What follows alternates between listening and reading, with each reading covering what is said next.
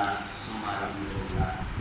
میں نے جیسے کہ کل عرض کیا تھا کہ انشاءاللہ کل ہماری سورہ آل عمران مکمل ہو جائے گی۔ آخری آیت مبارکہ بھی آپ کے سامنے میں نے سورہ آل عمران کی تلاوت کی ہے۔ بہت خوبصورت آیت مبارکہ، بہت خوبصورت آیت مبارکہ مکمل کر کے پھر ختم شریف پڑھ کے دعا بھی کرتے ہیں۔ میں کل کا علماء کو دی ہے، اس آیت کریمہ کی فضیلت بہت زیادہ ہے۔ مفسرین نے اس آیت مبارکہ کے حوالہ سے یہاں تک لکھا ہے کہ یہ حالانکہ بڑی مختصر چھوٹی سی آیت ہے، مفسرین فرماتے ہیں کہ یہ آیت مبارکہ جو ہے یہ پورے قرآن کا مغز ہے۔ یہ آیت پاک اصول دین فرماتے ہیں کہ اس آیت مبارکہ میں بیان کیے گئے ہیں۔ اور ایک بات تو حضرت قبلہ مفتی احمد یار خان صاحب نعیمی رحمۃ اللہ تعالیٰ علیہ، آپ نے بڑی پیاری بات اس آیت کریمہ کے حوالہ سے لکھی۔ فرماتے ہیں صوفیاء کرام جب یہ آیت کریمہ تلاوت کرتے تھے تو وجد کرنے لگ جاتے تھے۔ اور پھر اس آیت پاک کے آخری لفظ اس بات پر دلالت کر رہے ہیں لعلکم تفلحون، ہر بندہ چاہتا ہے فلاح پائے، کامیابی پائے۔ تو قرآن کہہ رہا ہے کہ اگر کامیابی حاصل کرنا چاہتے ہو اس آیت مبارکہ پر عمل کیا جائے، اللہ تعالیٰ تمہیں کامیاب فرمائے۔ سبحان اللہ۔ بہت خوبصورت آیت مبارکہ، اور میری اپنی کوشش بھی تھی کہ آج کے دن ہی آیت کریمہ اور یہ سورت مکمل ہو۔ اکثر مفسرین نے سورہ آل عمران کی جب تفسیریں مکمل کی ہیں، دو کے تو نام بھی بتا سکتا ہوں، تفسیر مظہری، تفسیر نعیمی، انہوں نے سورہ آل عمران کی جب تفسیر لکھنا مکمل کی ہے تو جمعرات کا دن تھا، تو اسی نسبت سے ارادہ بھی تھا کہ یہ یہیں پر آ کے کمپلیٹ ہو۔ اس آیت مبارکہ میں بڑی خوبصورت باتیں بیان کی گئی ہیں، اور جو باتیں حضور ضیاء الامت جسٹس پیر محمد کرم شاہ الازہری رحمۃ اللہ تعالیٰ علیہ آپ نے جو جملے لکھے ہیں، میں وہ جملے بھی آج آخر میں ضرور بیان کروں گا۔ اس آیت پاک اب توجہ آپ کی میری جانب ہو، اس آیت کریمہ میں 4 باتوں کا ذکر کیا گیا ہے۔ کتنی باتوں کا؟ 4 باتوں کا اللہ تبارک و تعالیٰ نے ذکر فرمایا ہے کہ اگر تم کامیاب ہونا چاہتے ہو، یا ایھا الذین آمنوا اصبروا، صبر کیا کرو۔ کیا کیا کرو؟ صبر کیا کرو۔ پیچھے کئی مرتبہ یہ حکم آ چکا ہے، کئی مرتبہ حکم آ چکا ہے، بار بار میں یہ بات بیان کر چکا ہوں۔ صبر جو ہے یہ بہت بڑی اللہ تبارک و تعالیٰ کی یہ عبادت ہے، صبر اگر کیا جائے۔ اور پھر یہاں پر صبر کو 2 بار استعمال کیا گیا ہے، یا ایھا الذین آمنوا اصبروا وصابروا، یہ 2 الگ الگ باتیں ہیں۔ پہلا حکم جو ہے صبر کیا کرو، تکلیف آئے، پریشانی آئے، مصیبت آئے، تنگ دستی آئے، قرآن کیا آتا ہے صبر کیا کرو۔ وصابروا یہ فاعل کا صیغہ ہے کہ اگر سامنے کوئی تمہارے مخالف، یعنی کہ کوئی تمہیں برا بھلا کہہ دے، کوئی تمہیں تمہارے ساتھ بے وفائی کر دے، کوئی تمہیں تنگ کرے، کوئی تمہیں پریشان کرے، وصابروا پھر بھی اس کو جواب نہیں دینا، اس کے مقابلے میں بھی تم نے صبر کرنا ہے۔ تو الگ الگ باتیں سمجھ آ گئی نا؟ وہ پہلے صبر کرنا، اور دوسرا مشکل حالات میں دشمن کے سامنے، کسی پریشانی کے سامنے ڈٹ کر اس کا مقابلہ کرنا اور صبر کرنا۔ تیسرا جو لفظ ہے قرآن نے بیان کیا ہے، قرآن کہتا ہے وَرَابِطُوا، رابطو یہ بڑا جامع لفظ ہے۔ رابطو یہاں پر جو ترجمہ کیا گیا ہے وہ تو یہ ہے کہ کمر بستہ ہو کر دین کی خدمت کرنا۔ یہ جو رابطو لفظ ہے یہ نکلا ہے رابطو ربطن سے، ربط کہتے ہیں نا کہ اس بات میں ربط لے کے آنا چاہیے، کہ ربط کا جو اصلی مطلب ہے، اس کا لفظی معنی ہے ربطن۔ ربطن کا مطلب ہوتا ہے باندھنا، کسی چیز کو باندھ دیا جائے تو اس کو ربطن کہا جاتا ہے۔ اس کو ذرا سمجھیے گا۔ اب جب باندھنے کی باری آئی تو آگے اس کے پھر 2 معنی نکل جاتے ہیں کہ کس چیز کو باندھنا۔ مفسرین فرماتے ہیں گھوڑوں کو باندھنا۔ کس کو باندھنا؟ گھوڑوں۔ کہاں پر؟ گھوڑوں کو اسلامی سرحدوں پر باندھنا، یعنی کہ اسلامی سرحدوں کی حفاظت کرنا، یہ رابطوں کا مطلب ہے۔ ایک معنی رابطوں کا یہ ہو گیا کہ باندھنا، یعنی کہ گھوڑوں کو باندھنا۔ اس حوالے سے کئی روایتیں، کئی حدیثیں، حضور نبی رحمت صلی اللہ علیہ وآلہ وسلم کا فرمان، میرے آقا نے فرمایا اسلامی سرحدوں کی 1 رات کے لیے حفاظت کرنا 6 مہینے کے روزوں سے افضل ہے۔ اسلامی سرحدوں کی 1 رات کے لیے حفاظت کرنا پوری رات جگراتے سے اور عبادت کرنے سے بہتر ہے۔ اس میں کئی روایتیں بیان کی جا سکتی ہیں۔ باندھنا، واپس آ جائے، پہلی بات ہے گھوڑوں کو باندھنا، اور دوسری بات ہے کہ اپنے آپ کو عبادت کے ساتھ باندھنا۔ کیسے باندھنا؟ حضور نبی رحمت صلی اللہ تعالیٰ علیہ وآلہ وسلم کا فرمان کی بات میں عرض کر دوں گا۔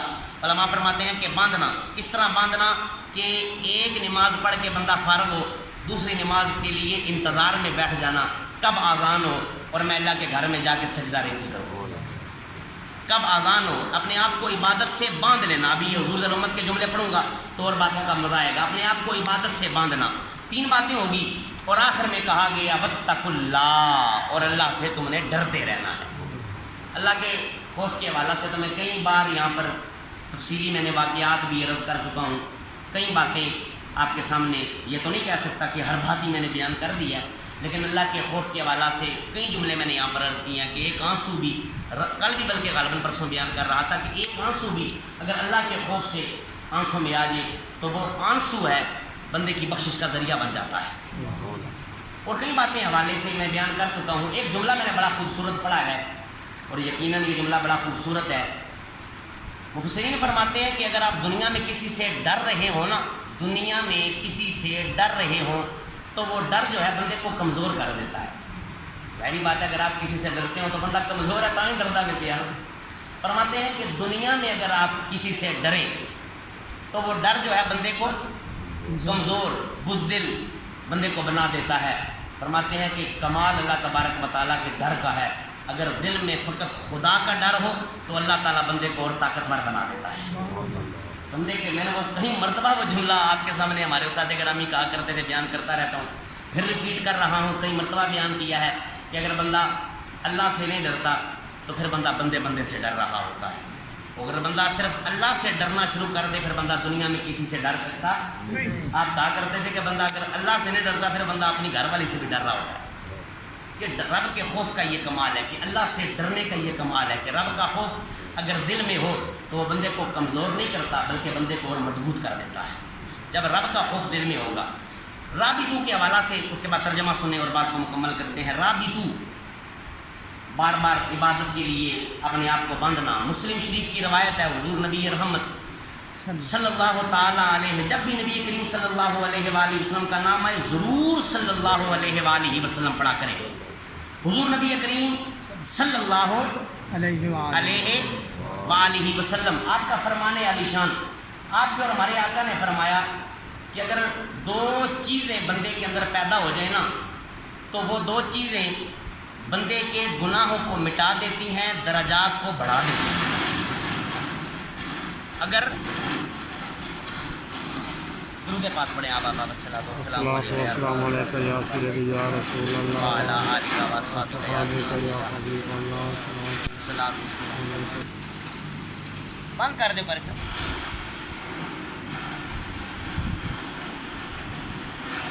حضور نبی رحمت، توجہ آپ کی میری جانب ہو تاکہ بات مکمل کی جائے۔ حضور نبی رحمت صلی اللہ تعالیٰ علیہ وآلہ وسلم، آپ کا فرمان عالی شان، آپ کو میرے آقا نے فرمایا کہ 2 چیزیں اگر بندے میں پیدا ہو جائیں تو وہ بندے کے گناہوں کو جزاک اللہ، وہ بندے کے گناہوں کو مٹا دیتی ہیں اور درجات کو بلند کر دیتی ہیں۔ اب سنیے گا پہلا جملہ، حضور نبی کریم صلی اللہ تعالیٰ علیہ وآلہ وسلم، آپ کو میرے آقا نے فرمایا اگر، توجہ کیجیے گا، اگر بندہ ہر وقت وضو میں ہو نا، ہر وقت وضو میں ہو تو یہ ایسا عمل ہے کہ یہ بندے کے گناہوں کو مٹاتا رہتا ہے، سبحان اللہ، چاہے گرمیاں ہوں چاہے سردیاں ہوں، چاہے جیسا بھی موسم ہو، ہر وقت۔ پہلی بات یہ ایک بات میں نے کی ہے، اگر بندہ صرف ہر وقت وضو میں رہے، بندہ صرف وضو میں رہے تو بندہ کہیں گناہوں سے بچ جاتا ہے۔ میں آج پڑھ رہا تھا تو مجھے ایک بات بڑی یاد آ رہی تھی۔ قبلہ قاری صاحب ایک واقعہ بیان کیا کرتے تھے، ہمارے اٹک میں ایک آستانہ ہے،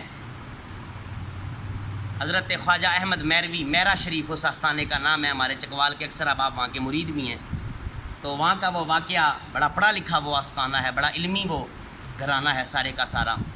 تو ان کے مؤسس اعلیٰ جو ہیں ان کا نام ہے حضرت خواجہ احمد میروی رحمۃ اللہ تعالیٰ علیہ۔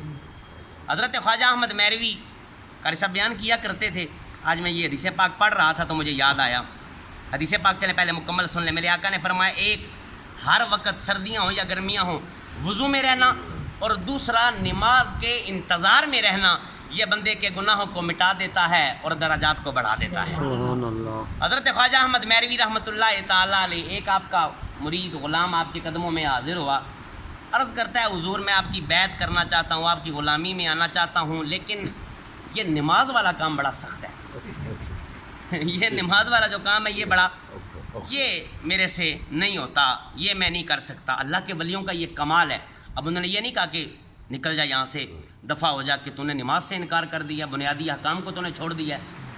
میرا شریف دی گل کر رہے ہیں تے تو نے صریح باتوں سے انکار کر دیا کہ تو نے نماز نہیں پڑھنی۔ اللہ کے ولیوں کا یہ کمال ہے، آپ نے جھڑکا نہیں، منع نہیں کیا، انکار نہیں کیا، آپ نے فرمایا تو نے نماز پڑھنے سے انکار کیا ہے نا، کوئی نہیں مسئلہ، پریشان نہیں ہونا، ٹھیک ہے، جیسے تیرا دل کرتا ہے ویسے ہی کر۔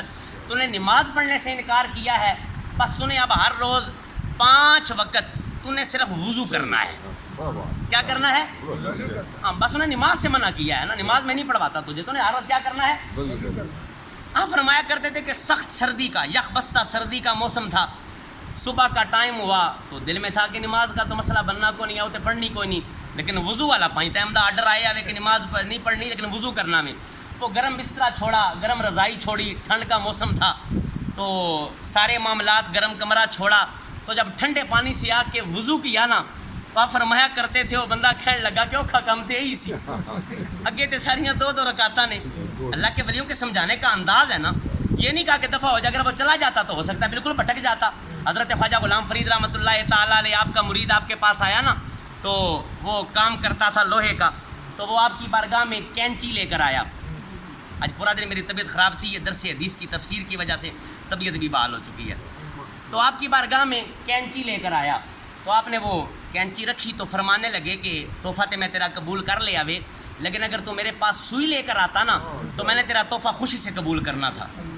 غلام بڑا حیران ہوا، کمال ہو گیا، کینچی مہنگی ہے، سوئی سستی ہے، کینچی بھاری ہے، سوئی ہلکی ہے، کمال ہو گیا، وہ ذرا مہنگا تحفہ ہے، یہ تو ہلکا ہے، سوئی ہے تو اتنی مہنگی نہیں ہے، لیکن وہ اس کو سمجھ نہ آئی۔ اگلی باری دوبارہ ملاقات کے لیے آیا تو سوئی لے کر آیا، تو سوئی آپ نے دیکھی تو بڑی خوشی کا اظہار کیا، آپ نے فرمایا تحفہ میں نے تیرا پہلے بھی تحفے کا انکار نہیں کرنا چاہیے، قبول کر لیا تھا، لیکن اب جو تو تحفہ لے کر آیا ہے نا، یہ تحفہ میں نے تیرا خوشی سے قبول کیا ہے۔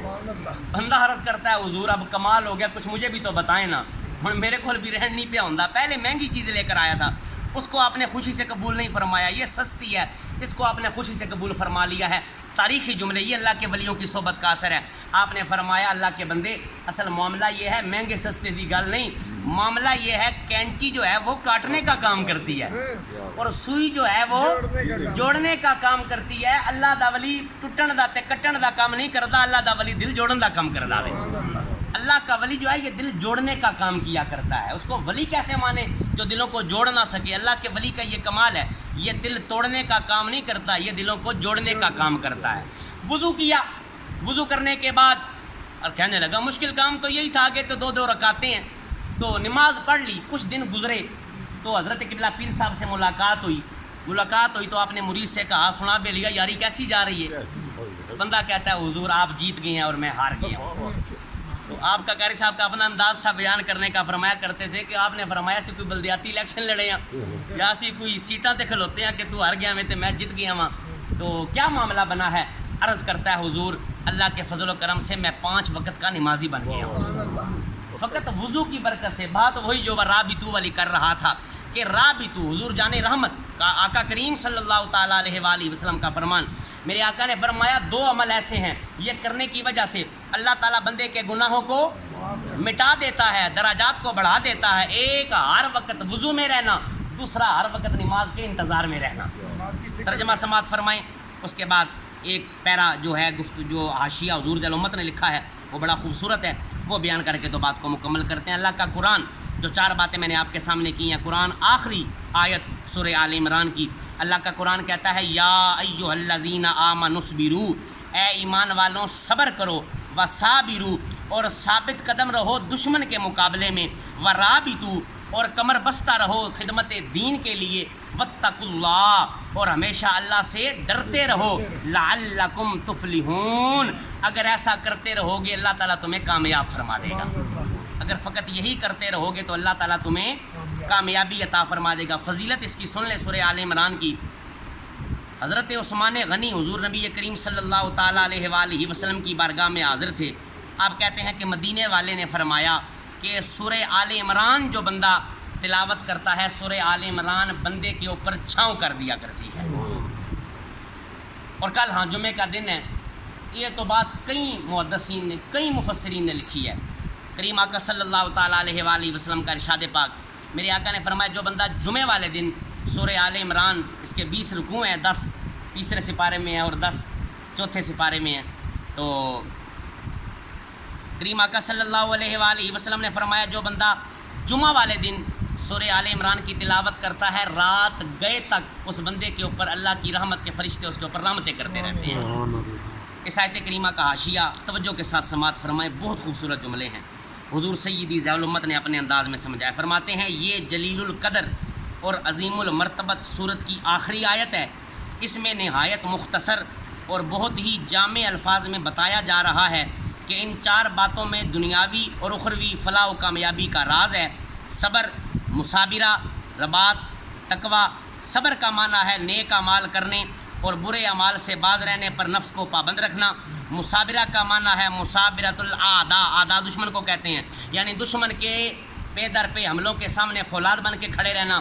اور رباط کا معنی، رباط کہتے ہیں نفس کو نیت حسنہ پر آمادہ رکھنا اور جسم کو عبادت پر کار بند رکھنا. اس کا اعلیٰ مقام یہ ہے کہ انسان جہاد فی سبیل اللہ کے لیے کمر بستہ بھی رہے، گھوڑے تیار رکھے اور نفس کو نماز کا خوگر بنائے. آخری جملہ اتنا خوبصورت ہے، ساتھ ہی ہماری بات مکمل ہو جائے گی. فرماتے ہیں جب کسی فرد یا قوم میں یہ صفات پائی جاتی ہیں تو رحمت الہی اور نصرت خداوندی اس کی پاسبان ہوتی ہے. مشکلات کے پہاڑ از خود راستہ چھوڑ دیتے ہیں. دنیا میں عزت نصیب ہوتی ہے اور آخرت میں سرخروئی نصیب ہوتی ہے. انتہائی خوبصورت جملے آپ نے بیان کیے ہیں. اللہ تبارک و تعالیٰ ان باتوں کو سمجھنے کی اور ان پر عمل کرنے کی توفیق عطا فرمائے. ختم.